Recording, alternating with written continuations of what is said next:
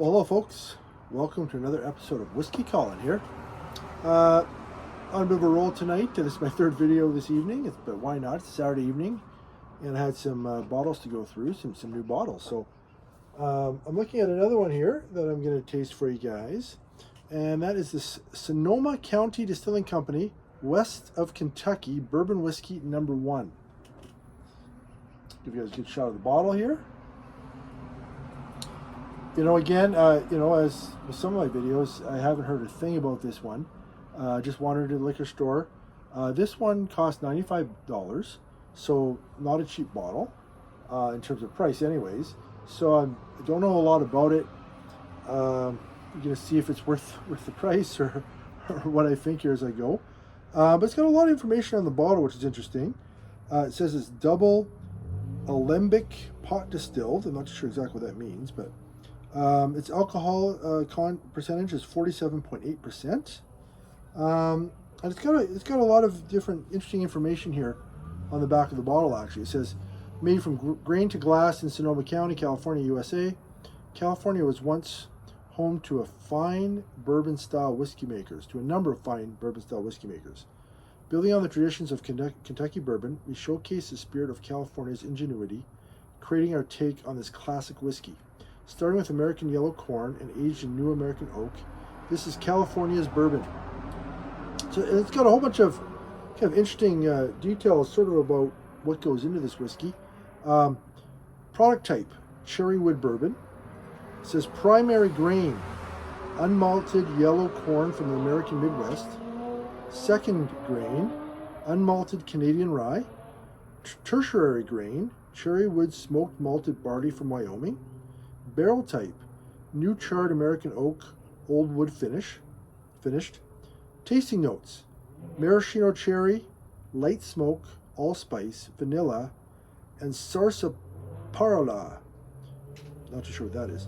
Aged a minimum of 1 year in oak, hand bottled and unfiltered. Yeah, and this was bottled in 2015, October 2015. In this batch number 4, cases produced for 430, and bottle number is 1352. Distilled, barreled, and bottled by the Sonoma County Distilling Company in Rohnert Park, California, USA. So anyways, interesting. I kind of grabbed this. It sort of just looked interesting. I didn't read everything before I bought it. But yeah, we're going to give this a shot. It's got kind of a cool sort of yellow kind of string here. Sort of got a wax cap to it. So we're going to crack that and see if that works. Hope you guys are enjoying something yourself tonight. Let's see if we can get this off.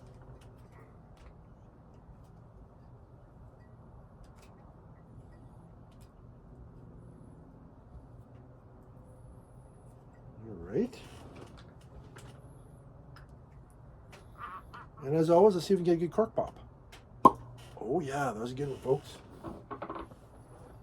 Sometimes these wax toppings they look nice, but sometimes it's not that easy. They can kind of crumble on you, and sometimes just be careful not to have them fall into the bottle. But I think we're okay here. All right. Yeah, let's pour some here.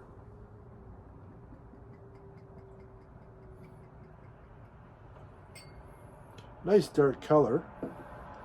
Almost a dark, slight cherry color, I would say.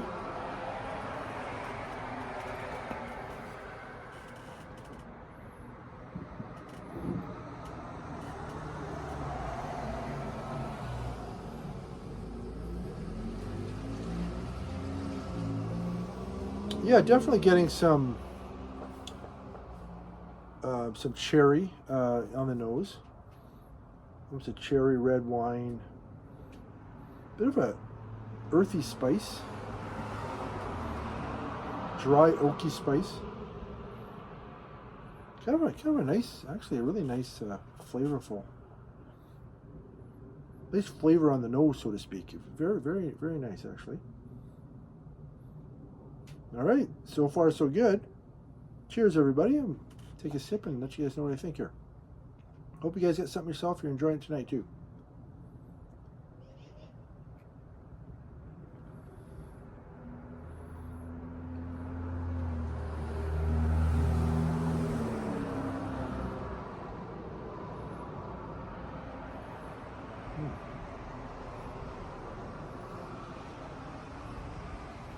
Mm.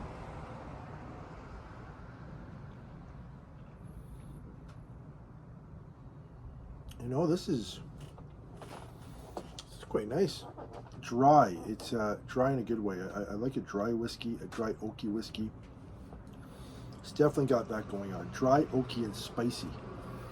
But in a very well balanced way. The spice is flavorful spice. Sort of a, how would I say it?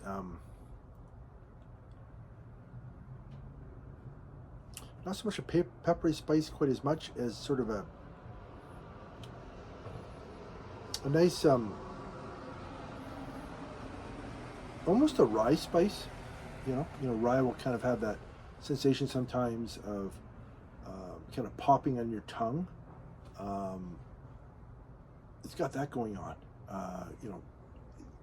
To sort of a mild degree, but along with that is a nice drying and a dry oakiness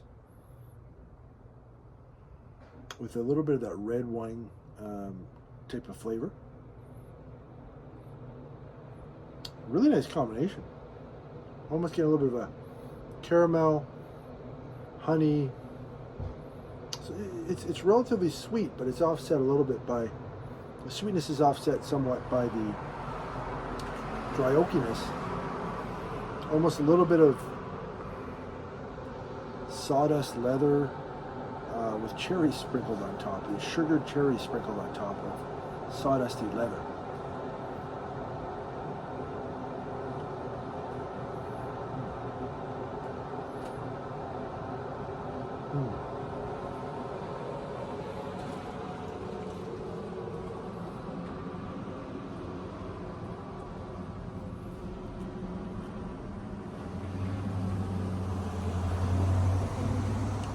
You know, the second sip now,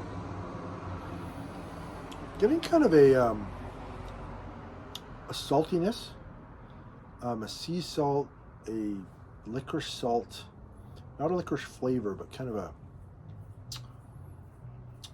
you know, I like Dutch. I'm Dutch, so I like sort of Dutch licorice candy, and it's got a little bit of that good part of that. There's sort of a white powder Dutch licorice. Getting a bit of that, almost a little bit similar to what I get from Lagavulin 8, which I would love. I love that. And from that, I'm getting a hint of the smoke they're talking about. So they talked a little bit about light smoke. I'm getting a little bit of that, which is really interesting to throw that in there with the kind of a cherry, oaky, dry, and then you throw a little bit of that smoke in there with a little bit of that slight hint of sweetness as well, a little bit of honey, a little bit of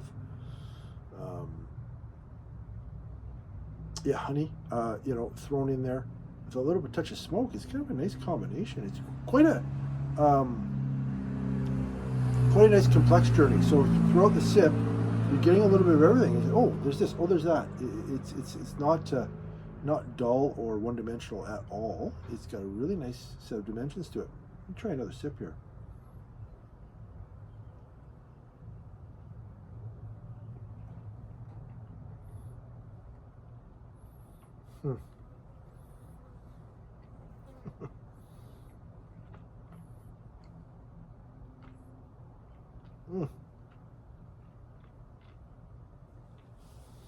This is quite good, folks. It's layered and settled. Like the flavors really settle down nicely. Sometimes, I don't know why. Sometimes I try different things from California. Sometimes, and maybe it's just a total coincidence.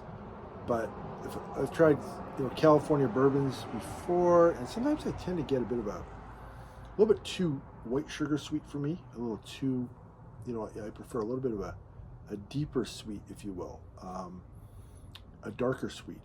And this has got that going on. It's got just enough of that maybe light honey sweet, but then it's really settled down with the smoke, the oak, the dryness, a little bit of a saltiness, and that cherry red wine thing going on, a touch of vanilla. You know, this is really quite nice. And again, going back to, you know, kind of the nose, and then back to the palate, back to the nose, it's just opening up. Like, I mean, I'm getting all sorts of, it's like all these dimensions that I mentioned are kind of mixing together in a really nice way.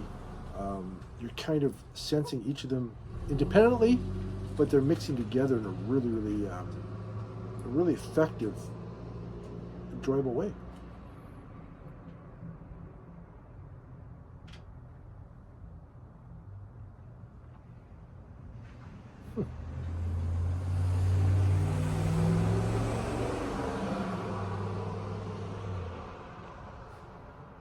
Folks, this is excellent. This is excellent.